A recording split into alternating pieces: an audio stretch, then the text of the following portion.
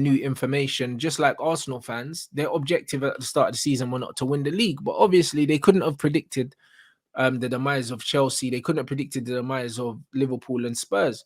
So it's put them into a title race that perhaps they didn't think they should be in. But when you get to a certain point of the season and you're top, like 7 or 8 points clear with a game in hand, like if you don't win the season now, you can't then go back and say, well, actually, like it was top 4. Nah, bro, like you can't do that. Exactly. So it's all about who laughs the last, innit? And this is what I like.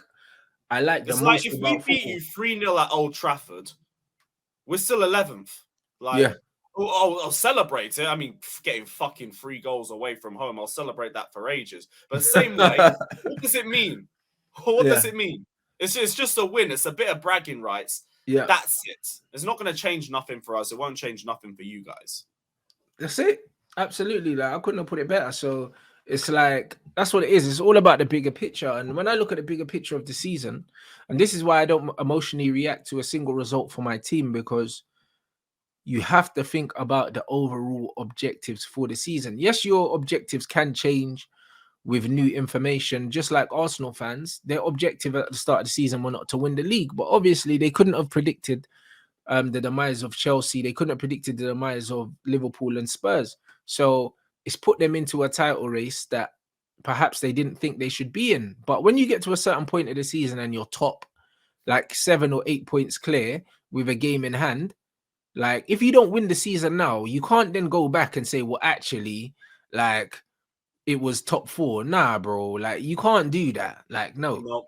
Like no. I'll give him respect for getting to that, for staying in top for this long, because I didn't expect it. I don't think a lot of people expected it. But same way, if you can be top for this long, you got to be able to see it out. Some of those draws, like dropping the 2-0 lead to Liverpool, same thing to West Ham, the Saka penalty, 3 goals at home to Southampton. I won't say too much because Southampton beat us home and away. But same way, 3 goals to Southampton when you're top of the table, that should not be happening. You should not be going 2-0 down to them in the first place. That is poor from them. And we've said for years about Arsenal's mentality. That's the biggest thing for Mikel Arteta to change. Because we've been here before with Arsenal, with Wenger, with so many managers. That's why, at the most, I've said that they're contenders.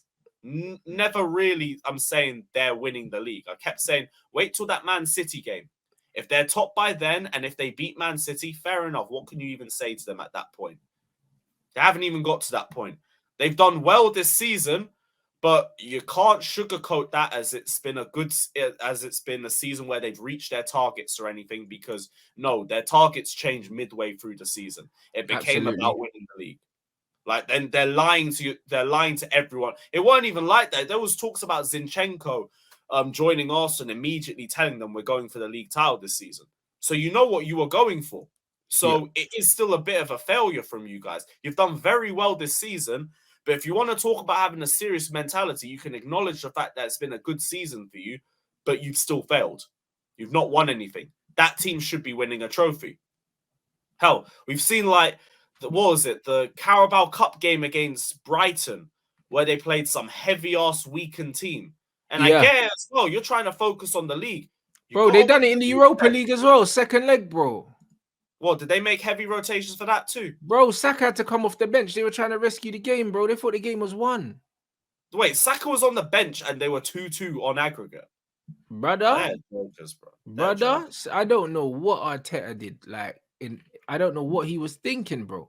And this is what man think about arrogance and complacency, bro. Like Odegaard was on the bench as well. Like this is what happens, and this complacency has seeped through into the players. When the manager makes decisions like that, it tells you that the manager thinks that the game is won already. Do you know what I mean? And I've had issues like this with my own team as well. Matter.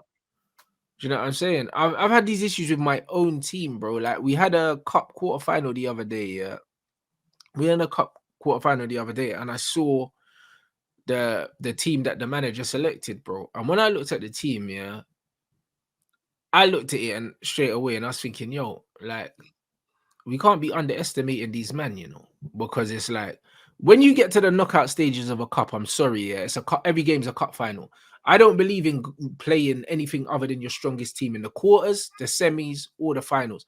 Once you get to the stages of the competition where I'm hearing final, every game's a final, blood. Whether it's quarter, semi, I don't do That's a this. good mentality to have. Yeah, Never thought like of that. I don't do this thing where it's like, oh yeah, I'll play my second keeper. No, like it's a quarter final, bruv. Like when I'm hearing final, like, because bro, when you're playing a team that's weaker than you in a quarter final, it might be your quarter final, but that's their cup final because they think that they're not Yes. gonna win. Yes. Do you know what I mean? They think that they're not gonna win, so they're going into that game to give everything. They're not going in the game to roll over, bro, because a lot of the time these teams don't get this far in the competition in the first place.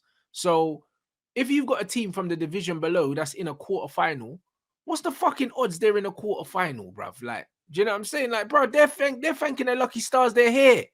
You see what I mean? So you can't go out there, play my second string against them. Do you know what I mean? Lo and behold, do you know what I mean? We're down at half time. I think we were down like 4-1 at half time, in our futsal game. We ended up winning the game, but it's like we are 4-1 down because we didn't take the game seriously, bro. I wasn't there. I was in Mexico. I was on holiday, but I got a text at half time from Dave because he was filming saying, oh, we're losing 4-1. I was like, what? Like, what do you mean, bro? Do you know what I mean? It could have even been 5-1 actually at half time. We ended up scoring 9. We scored 8 in the second half or something like that, and we won, But it's like, it shows that mentally we weren't taking it seriously. Do you see what I mean? And this is what fucking happens, bruv. Do you know what I mean? How'd you go and score 8 goals in the second half, but you only scored 1 in the first? Because you're taking a piss. That's what you're doing, and it's complacency, bro. And when Arteta's putting Odegaard and Saka on the bench, and the game was tied, it's like, I swear Arsenal weren't even up in that game. Or if they were up, it was by 1 goal. I think Sporting took the lead, didn't they? No, but the first game... No, Xhaka scored and then they equalised with that. So the first game was a draw? Yeah, the first game was a 2-2 draw. How are you drawing the first game, and then you're not playing your strongest team in the second game? It sends the wrong message to the players, bro. Exactly. You're just telling them, right, just do what you can, get through the game. If not, we're going to go for the league title instead. So it's not that deep. And now, look, now you're going to have nothing. I understand you could talk about depth and everything, but you brought in Trossard, you brought in Jorginho, you brought in that Kiwior guy, you brought in depth in all 3 positions, and you got to use them. Now they're talking about that, but they barely even use Jorginho off the bench anymore. I haven't even seen him starting games recently.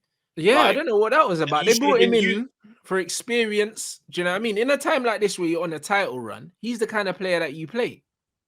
Exactly. You need more experienced players. You need smarter players in this situation. I just feel like Arteta's kind of handled a lot of things poorly since January. Should have at least been looking at one of the cups, including this. But they've thrown the League Cup away. They've thrown the Europa League away. I don't even remember. Oh, no, Man City knocked them out of the cup, the FA Cup. It is what it is on that one. But the same energy applies for everything else. Hell, like, even what they're saying in the comments, Partey's been poor the last few games. He's always poor. He's poor when it matters, to be fair. Do you know what I mean? Like, he's still living off that goal he scored against Tottenham, bruv. This guy, like, he's had an overrated season, bruv. A very overrated season. Xhaka's been their best midfielder. Or Odegaard has... even Odegaard's fallen off a cliff recently. Do you know what I mean? I know he scored in the last game, but he's been poor. He's been poor for a very, very long time. He started the season on smoke, and then he's just petered out. Do you know what I mean? Partey's been awful. A lot of them have been doing it. Even like Saka, he's been poor recently as well. They're trying to play this overplayed gimmick with him, which I don't really understand, seeing as they're resting him for most of the Europa League games. So you're playing 1 game a week. That doesn't make any sense to me. But yeah, Arsenal are in a car crash right now. I don't even expect them to get a result tomorrow. Yeah, it's Man City away. You shouldn't even expect them to get a result tomorrow. What am I saying? They can't afford to not win that game. Even a draw's not good enough for them with the games in hand that City have. They have to win that game, and going to Man City and winning, there's absolutely no chance of that. I hear that, and we have had an absolute shit show of a season, but everything is forgiven if you even take a point at the Emirates next week. If we put the final nail in their title race, that'll be it for me. That is my trophy. I don't care. I've had nothing to celebrate this season. If we even get a draw there, that's more than enough for me. This season is now about sabotage. It's not about winning games. It's about sabotaging everybody else. I hear that. I hear that completely. You know what I mean? He said that his 15, players aren't 16 what it settings. is. What's that? Bro, I don't know, bro. Listen, Arteta, you know what it is, Of yeah? course he's gonna say that though. Bro, did He's you not see the gonna say press they are conference with bombers. Arteta when they said, "Oh, do you still believe?" And he kind of said, "Oh, yeah, of course he still believes." But bro, just his facial expressions and his body language tells me this guy's resound to losing, bro. He's been part of that dressing room, City, when they've been running people down. He knows the mentality at the club. Like, he knows. That's why Zinchenko was crying, bruv. And that's why Gabriel Jesus come out talking about young players. All these guys that have been involved with Man City understands what is going on right now. They understand. They can't stop this. No. Do you know what I'm that's saying? why they tried to throw all those other games out, because they wanted to be clear for this one. But that's why you don't do it. If you're a team at the top level, you can handle more than one competition.